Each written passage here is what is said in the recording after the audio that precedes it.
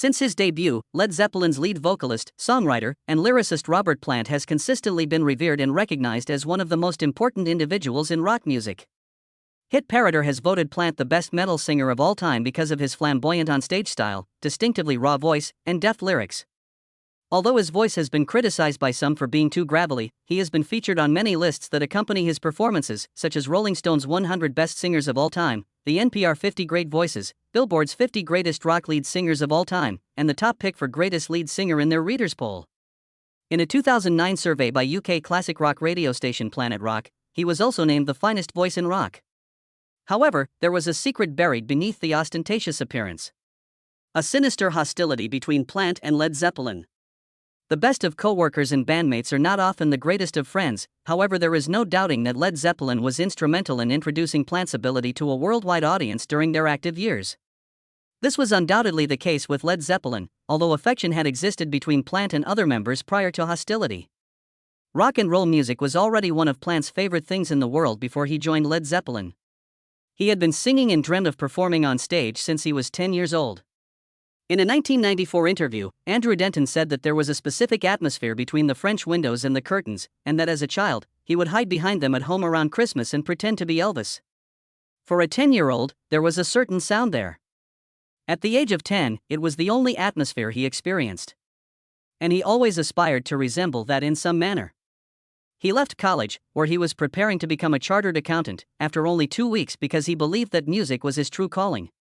He then left his family to follow his aspirations. He played in a number of bands at this time, including Hobbs Tweedle, a band from the 1960s that he had been with before he had his debut with Led Zeppelin. It's interesting to note that the band had not initially selected Plant. Jimmy Page had been looking for a lead vocalist, but after being turned down by his first several picks, he eventually met Plant. He sang Jefferson Airplane's Somebody to Love in front of Page, who said that when he auditioned him and heard him sing, he instantly assumed that there must be a personality flaw or that he must be impossible to work with because he simply could not comprehend why. He informed me that while he had been singing for a few years, he was still relatively unknown. The last and youngest member of Led Zeppelin joined the band shortly after Page called him over to see whether they would get along right away. In addition to providing vocals, Plant started creating songs and testing the band's lyrics as soon as he arrived. Led Zeppelin wrote almost all of the songs on their first album, with the exception of 3, and the album's publication caused it to top the charts and earn the title of one of the main influences on the development of heavy metal music.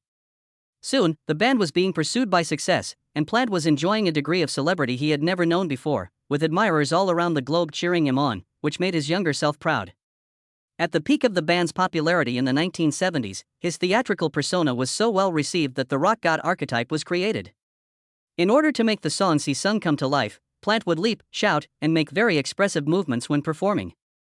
He also wore a mane of long blonde hair and looked bare-chested. His renown was also greatly influenced by his attire, which included a lot of distinctive jewelry items and vibrant pants and jackets.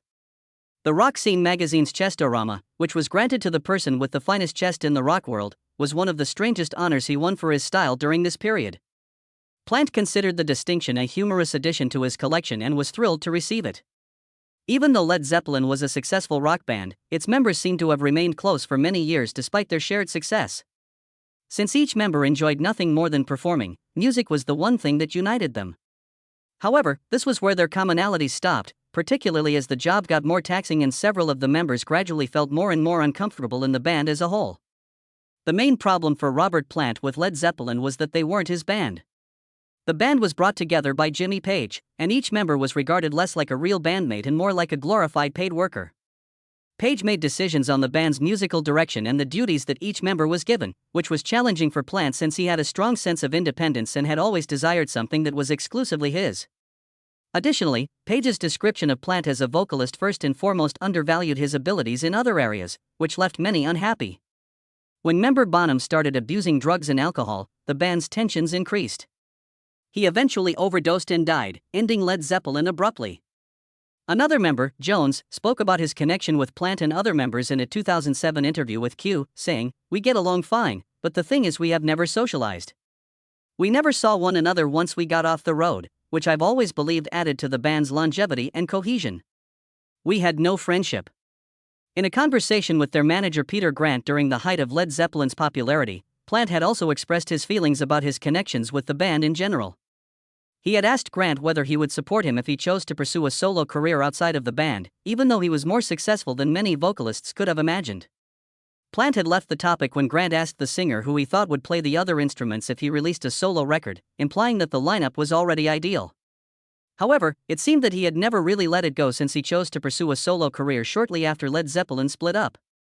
Motivated by several experiences in his life, Plant created numerous popular songs and albums throughout his solo career, which continues to this day.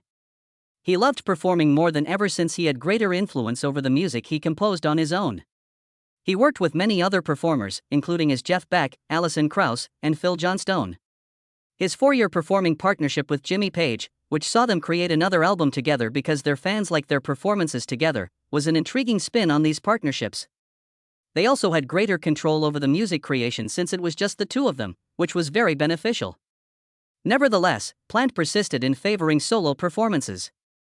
Following the successful reunions of other bands of the era, such as ABBA, the Beatles, and the Rolling Stones, many fans repeatedly asked Robert Plant to play his role and bring Led Zeppelin back together. Over 20 million fans are awaiting the band's comeback, with tickets costing up to $600, according to the Guinness Book of World Records. The opportunity to earn large sums of money is limitless. But for Plant, the independence was not worth the success. Plant said in an interview with the Los Angeles Times that returning to the stage in hopes of receiving a lot of acclaim doesn't really fulfill his desire for stimulation. He went on to remark that he was aware that some members of his age prefer to go out and play rather than remain at home. And it was really none of their concern if they were having fun and doing what they had to do to kill time. It seems that Plant enjoys music more for its own sake than for any potential financial gain or notoriety. Being true to himself and having the freedom to create music that goes in the path he desires rather than what the mainstream dictates brings him satisfaction.